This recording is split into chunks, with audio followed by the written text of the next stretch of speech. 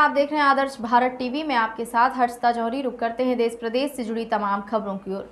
पकड़ी बरवा प्रखंड क्षेत्र के बुधौली पंचायत से चुनाव लड़ रहे मुखिया प्रत्याशी ललन पासवान से खास बातचीत में उन्होंने बताया कि त्रिस्तरीय पंचायती राज व्यवस्था का चुनाव बहुत लंबे समय के बाद आया है।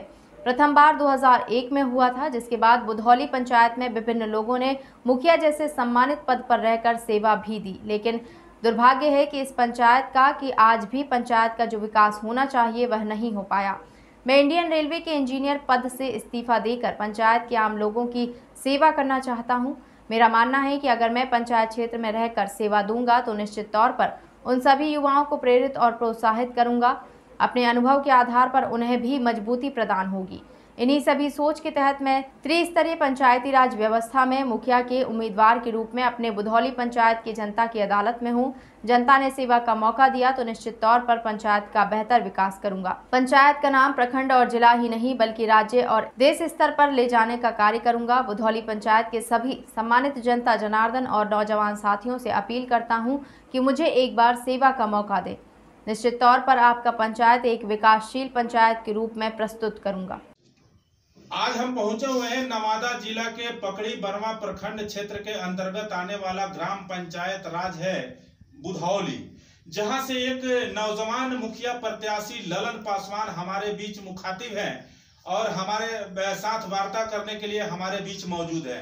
ललन पासवान की जीवनी है कि यह इंडियन रेलवे में इंजीनियर के पद पर सेवा दे रहे थे, लेकिन पंचायत के लोगों का सेवा करने के लिए यह अपना नौकरी को वहां से छोड़ करके और त्रिस्तरीय पंचायती राज व्यवस्था में मुखिया के उम्मीदवार के रूप में बुधौली पंचायत के जनता के अदालत में है।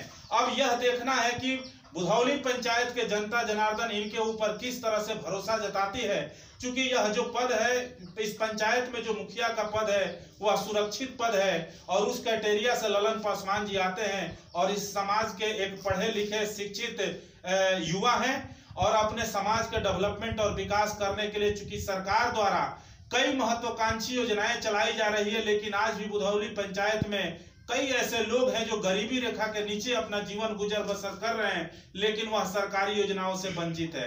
इन सारे मुद्दा को लेकर के ललन पासवान जी जनता के अदालत में हैं। आइए हम ललन पासवान जी से जानते हैं कि इनका इस बार का चुनावी मुद्दा क्या रहेगा और अगर पंचायत के सम्मानित जनता जनार्दन इन्हें पंचायत के मुखिया के पद पर सुशोभित करती है तो किस तरह का विकास का काम करेंगे। जी बताएं। सबसे पहले सर मैं आपको नमस्कार करना चाहता हूं और मैं अपने बुधौली पंचायत की जनता को हाथ जोड़कर नमस्कार करना चाहती हूँ। मैं पहला मुद्दा बात करूँगा, ये आरक्षण सीट है और मैं भी एक आरक्षण सीट में ही आता हूँ। तो आरक्षण सीट का मतलब होता है कि एक सेल्फ डिफेंस, जो सेल्फ अपना एक डिसीजन ले, क्या होना चाहिए क्या नहीं होना चाहिए ये बताने के लिए दूसरा कोई प्रेजेंट नहीं होना चाहिए। वो एक सेल्फ डिफेंस लड़का होना चाहिए आरक्षण सीट का। ये आरक्षण सीट का मतलब ये नहीं हुआ कि भैया आप खड़ा हो जाइए, आपको हम खड़ा कर रहे हैं और आप जीत जाइए, उसके बाद हम जो कहेंगे अब वो आप काम करिए। ये काम का मतलब नहीं होता आरक्षण सीट। आरक्षण सीट का मतलब वही हो गया जो आरक्षण सीट से कोई युवा आया और उसको बुधौली पंचायत या किसी पंचायत की आदमी उसे जिता कर भेज देते हैं और वो विकास के लिए अपना माइंड से काम करता है। ये एक आरक्षण सीट का मतलब हुआ, लेकिन हमारे पंचायत में ऐसा नहीं हुआ है। मेरे पंचायत में 5 साल पहले भी यहाँ का एक मुखिया जो जीते हैं वो सिर्फ नाम का मुखिया बने हैं। हमारे बुधौली पंचायत में जो कल जो आरक्षण सीट के लिए जाने जाते थे कि आरक्षण सीट मिला है तो चलो हमारे हरिजन समाज आगे बढ़ेगा, लेकिन ऐसा कुछ नहीं हुआ। क्या हुआ कि जो हमारे उम्मीद मिला। हाँ साहब है हमारे साथ एक यहाँ के ग्रामीण जुड़ रहे हैं, अपना नाम बताएं। मेरा नाम अजय पांडे हुआ जी। अजय पांडे जी, आपके बीच बिल्कुल युवा मुखिया प्रत्याशी ललन पासवान जी आए हैं, इनके बारे में आप क्या कहना चाहेंगे। सर बहुत खुशी की बात है कि ललन पासवान जी आए हैं, एक पढ़े लिखे व्यक्ति आए हुए हैं, लेकिन मेरा कहने मतलब ये है सर कि जो विकास का काम होना चाहिए वो हमारे पंचायत में नहीं हुआ। बहुत सारे प्रॉब्लम है, जैसे कि पानी का 7 निश्चय योजना जो शुरू हुआ उसका लाभ कहाँ मिल रहा है किसी को। कहीं पानी बह रहा है तो कहीं मर रहा है लोग, कहीं पानी आ ही नहीं रहा है। नाली का अगर देखना है इस गाँव में जाकर देखिए तो कोई बाढ़ में कहीं कुछ बना है कहीं कुछ बनवे नहीं किया है। तो कहने का मतलब मेरा ये है सर कि बहुत सारा प्रॉब्लम है, इसलिए हम लोग चाहते हैं कि जो मुखिया का फंड में मिलता है वो मुखिया का जो फंडिंग होता है वो समाज के बीच में आना चाहिए। निश्चित तौर पर 7 निश्चय योजना के लेकर के भी पंचायत में काफी आक्रोश का माहौल देखा जा रहा है। आम जनमानस में काफी नाराजगी भी है। 7 निश्चय योजना महत्वाकांक्षी योजना था, हर घर नल का जल और घर घर पीसीसी सड़क का निर्माण करना था, लेकिन कहीं ना कहीं बुधौली पंचायत में आज भी वह काम अधूरा है। आइए पुनः फिर एक बार हमारे साथ ललन पासवान जी जुड़ रहे हैं, कुछ पंचायत के समस्याओं पे ये बात को रखना चाहते हैं। जी बताएं। पहले शुरू तो मैं ये बताना चाहता हूँ कि बुधौली पंचायत के अंदर में बहुत सी गली है, बहुत सी वार्ड है, बहुत सी वार्ड में बिल्कुल काम नहीं हुआ है, जैसे नली गली, जल नल, इस टाइप का बहुत से मुद्दा है। तो हम कहना चाहते हैं कि अगर 5 साल के अंदर में हम जब मुखिया बना के भेजते हैं और हमारा भेजा हुआ मुखिया हमारे जनता का कोई काम नहीं करता है, तो कहीं न कहीं हम इससे दुखी हैं, हमारे पूरा जनता दुखी है। हम चाहते हैं कि हम एक नौजवान के रूप में उभरे हैं, तो हमारे जितना भी युवा भाई है सब हमको समर्थन करें और एक बार हमको चांस दें, और इसके बाद आप देखिए कि इस बार क्या विकास हुआ है और आने वाले टाइम में क्या विकास होता है। निश्चित तौर पर ललन पासवान जी का यह प्रयास होगा कि पंचायत के जितने भी नौजवान बच्चे बच्चियां हैं उनको तकनीकी शिक्षा से जोड़ा जाए, उच्च शिक्षा से जोड़ा जाए, ताकि क्षेत्र का बेरोजगारी दूर हो। इनका यह भी प्रयास होगा कि पंचायत के जो भी नौजवान बच्चे बच्चियां हैं या जो भी किसान हैं, कई ऐसे महत्वाकांक्षी योजनाएं किसानों के लिए चलाई जा रही है, लेकिन वह पंचायत तक आते आते रास्ते में ही दम तोड़ देता है। इनका प्रयास है कि पंचायत के किसानों को सही समय पर सरकारी योजनाओं का लाभ मिले, उनके फसल का उचित मूल्य प्राप्त हो। इस दिशा में भी ये प्रयास करेंगे। और भी किसी तरह का पंचायत में समस्या होगा उसको लेकर के सदैव तत्पर रहेंगे। यहाँ के प्रखंड से लेकर जिला के सभी आला अधिकारियों को अपने पंचायत में हो रहे समस्याओं से अवगत कराएंगे। किसी भी तरह का कहीं से भी कोई फंड होगा तो लाकर पंचायत में यह विकास का काम करेंगे। इसमें ललन पासवान जी का आग्रह है पूरे पंचायत के सभी सम्मानित जनता जनार्दन से कि एक बार मुझे भी सेवा का मौका दें।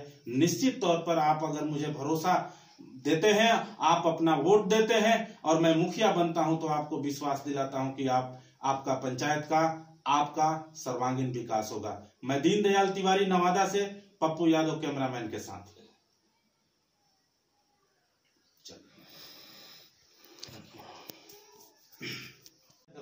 हाँ साहब है, हमारे साथ एक यहाँ के ग्रामीण जुड़ रहे हैं। अपना नाम बताएं। मेरा नाम अजय पांडे हुआ जी। अजय पांडे जी, आपके बीच बिल्कुल युवा मुखिया प्रत्याशी ललन पासवान जी आए हैं, इनके बारे में आप क्या कहना चाहेंगे? सर बहुत खुशी की बात है कि ललन पासवान जी आए हैं, एक पढ़े लिखे व्यक्ति आए हुए हैं। लेकिन मेरा कहने मतलब ये है सर कि जो विकास का काम होना चाहिए वो हमारे पंचायत में नहीं हुआ।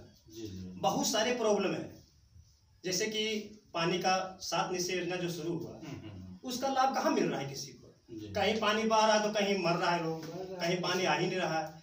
नली का अगर देखना है इस गाँव में जाकर देखिए तो कोई बाढ़ में कहीं कुछ बना है, कहीं कुछ बनवे नहीं किया है। तो कहने का मतलब मेरा ये है सर कि बहुत सारा प्रॉब्लम है, इसलिए हम लोग चाहते हैं कि जो मुखिया का फंड में मिलता है वो मुखिया का जो फंडिंग होता है वो समाज के बीच में आना चाहिए। निश्चित तौर पर 7 निश्चय योजना के लेकर के भी पंचायत में काफी आक्रोश का माहौल देखा जा रहा है।